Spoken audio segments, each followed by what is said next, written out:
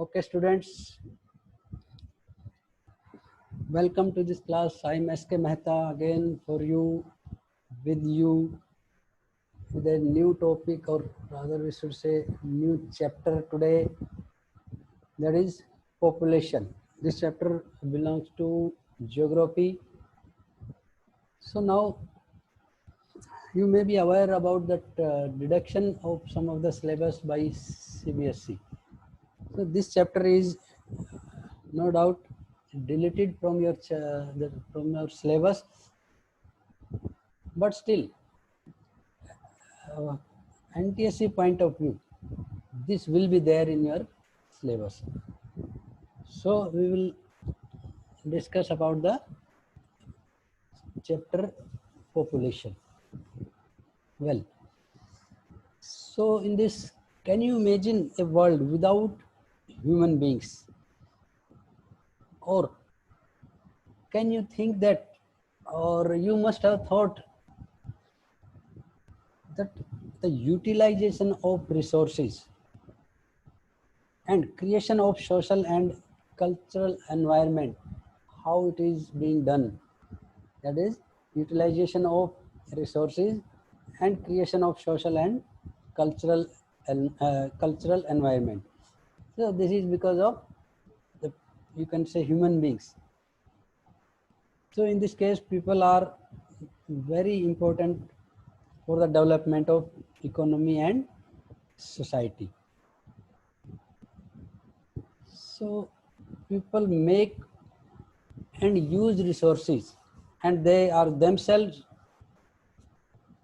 varying the quality of these type of resources. So for example, take the example of cotton. Cotton, cotton is a useless item if the human beings, they have not put, they had right, we can say they had not put their mind in that. So when they use their mind in making of the fabric from cotton, so in this way we can say that without this human being's mind, this cotton was not of no use. And again, one another example, that is, if iron ore, iron ore is a simple piece of you can say stone. If people be or human beings, they would not have put their mind in that, how they have just extracted the pure iron from iron ore, and how they are using nowadays, we can see that. So this is because of human beings, or you can say people. In other sense, we can say that in the use of resources, human beings are very useful, or we can say that they are playing a very important role in that. So in other sense, or in other example, we can say that natural events like flood flood or even tsunami, it becomes a disaster only when they affect a crowded village or a town where the people are living. So these natural activities are also becoming or changing their form because of human beings. So in this case, these natural activities are becoming disaster only when they affect some sort of people, maybe in villages or in even towns also. So here we can say that in the form of people, population, population is very important element in the social studies, what we are going to read. So this is very important term. But we can say that resources, calamities and disasters all are meaningful only when it is in the relation to human beings. This is again we have discussed also. So their number, in the case of population, their number, distribution, growth, and even their qualities, these are provided by that population only. So everything, these, or we can say that these informations that is provided by our population. So in further segment, we can say that human beings are producers as well as consumers of the earth resources. Whatever resources are there on earth surface, in that case, human beings are producer as well as they are consumers also. So it's very important. It's very important to know that how many people are there in a country, how they are distributed, what is their characteristics, or what is their qualities. All these things we need to know in the particular country. So these things are provided, as I said, from the population, and about the population we get all the information from census. Then question arises that what is census? So census is a official counting of people done periodically. It is a official counting of people or of population that is done periodically.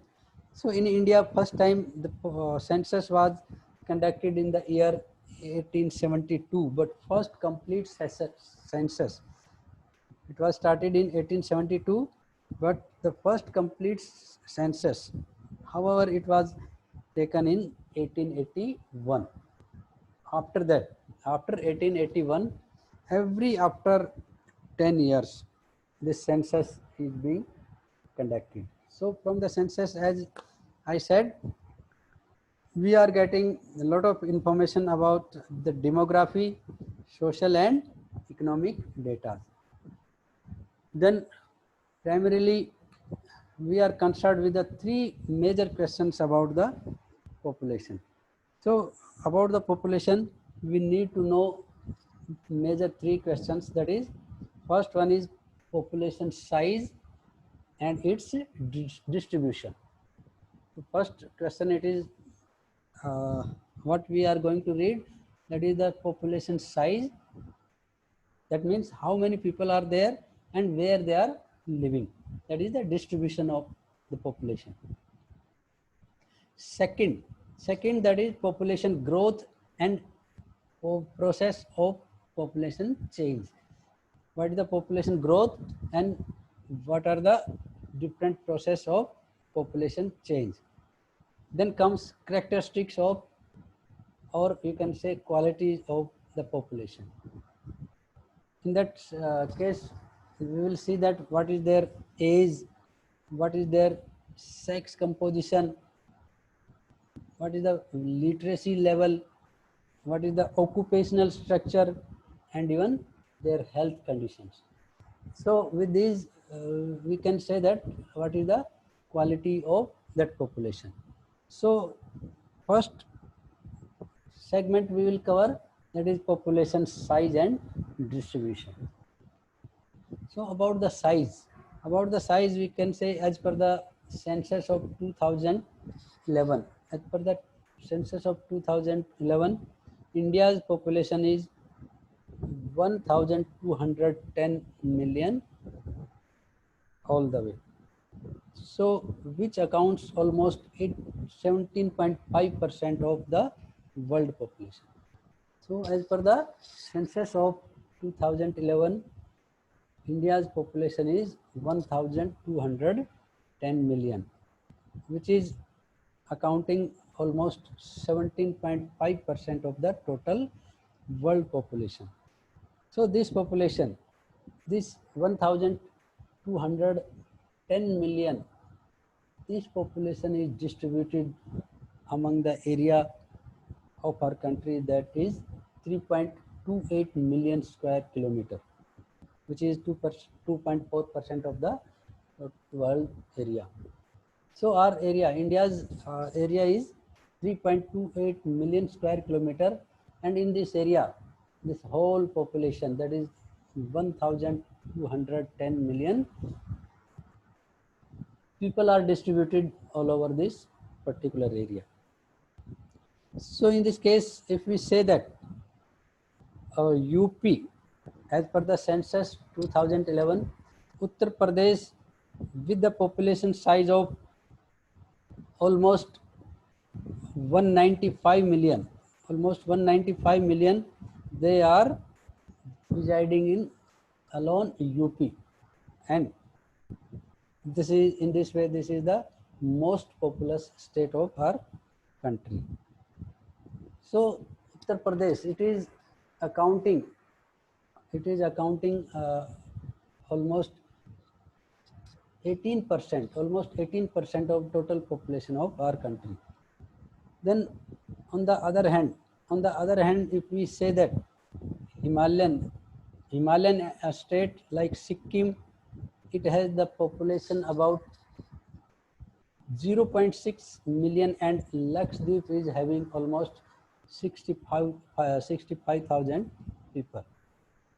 UP alone is having almost 195 million people, which is almost constituting 18% of total population of India.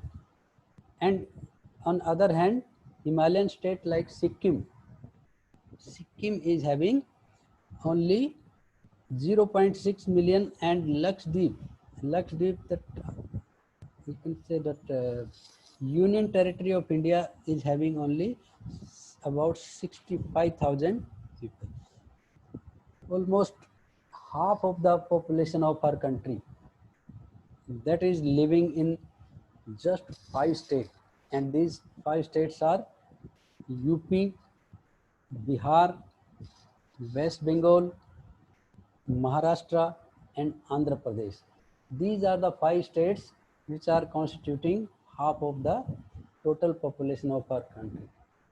Rest 50%, that is constituted by rest of the state.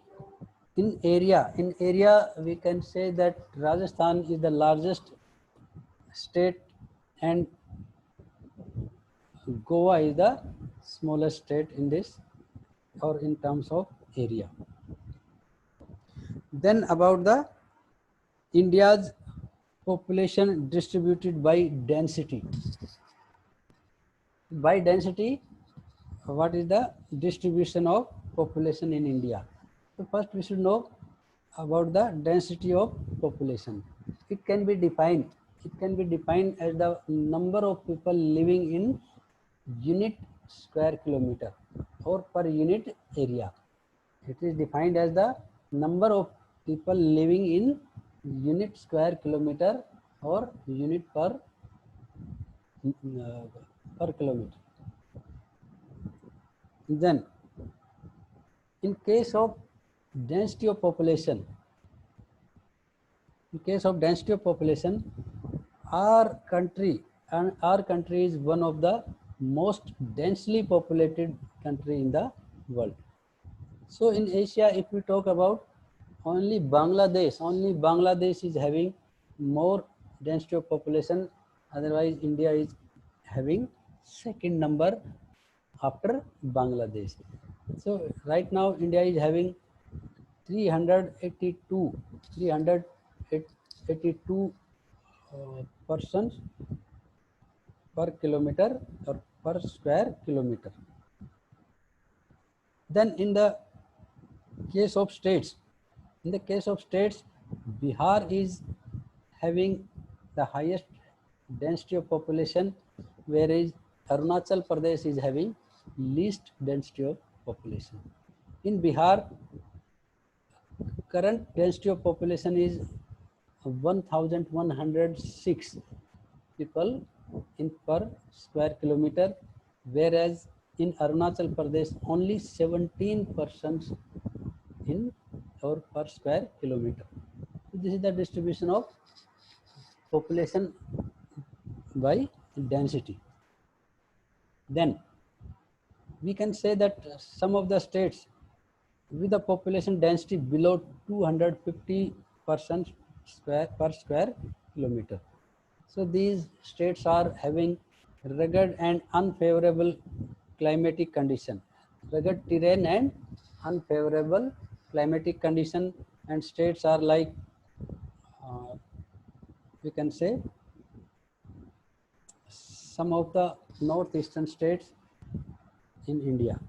Then some states like Assam and peninsular states, they are having moderate population density, because in that terrain is also good, you can say plain area is there, and climate is also favorable. And northern plain and Kerala, northern plain area states and Kerala, they are having high and even very high population density. In that uh, land is almost flat, soil is fertile, water is available, rainfall is also abundant, climate is also favorable. So these are the factors why density of population is more in northern plains and Kerala. Then comes population growth and process of population change. So now again question arises that what is the definition of population growth? There is a change in number, or there is a change in population, that is known as population growth. There is a change in population, that is population growth. These changes are occurring place or occurring, that is because of three process, that is birth rate, death rate and migration, that we will explain or we will discuss in detail in the upcoming segments. Then comes population growth. Population growth that can be expressed in two ways. As I said, in growth of population is change in the number of inhabitants, or there is a change in the number of people living in a particular area in a particular time. So that time that can be every after 10 years. So this can be expressed in two ways. One is in terms of absolute number and another one is in percentage per year, in terms of percentage per year. So absolute number that we can simply calculate by subtracting the earlier population from the, you can say, latest population. For example, if we want to calculate the absolute number recent in the recent census, that the population which is there in 2011, we can subtract from the population that was in 2001. So that number will be the absolute number, or we can say this was the change in the population. Then in terms of percentage, so we can calculate again what is the change or what is the increase between these two period, then divided by original the population multiply by 100, so that we can calculate that percentage very well. So this is the two way, these are the two way how we can express this population growth. First is in terms of absolute number or absolute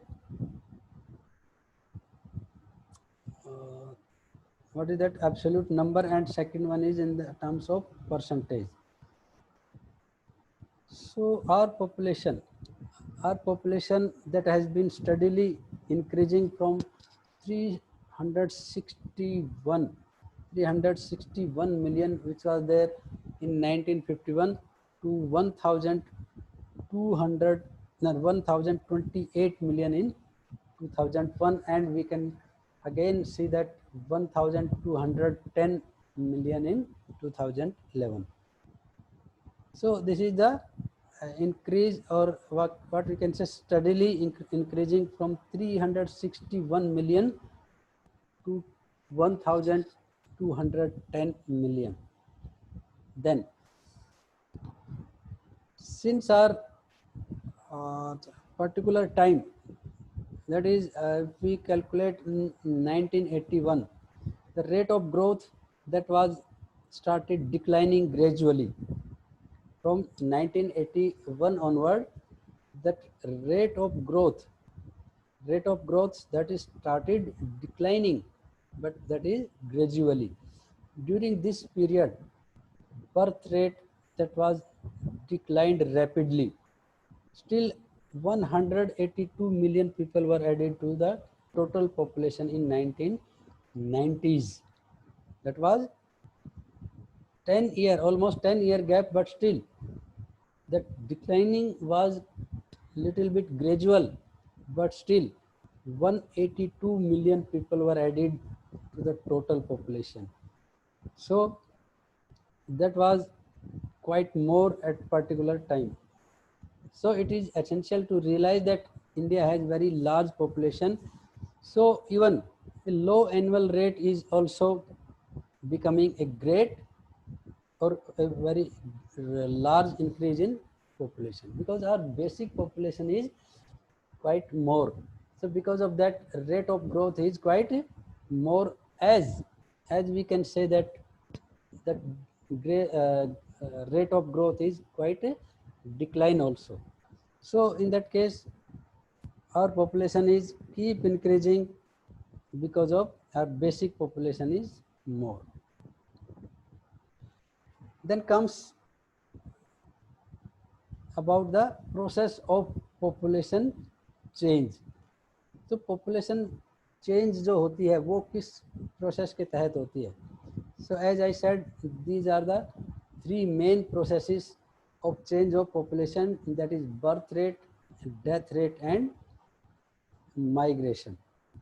So I think for today it is enough. We will discuss more about these factors in the next class. So for that, we can leave this meeting, as it is enough for today. So now, bye bye for the day. God bless you. Thank you for joining. Thank you.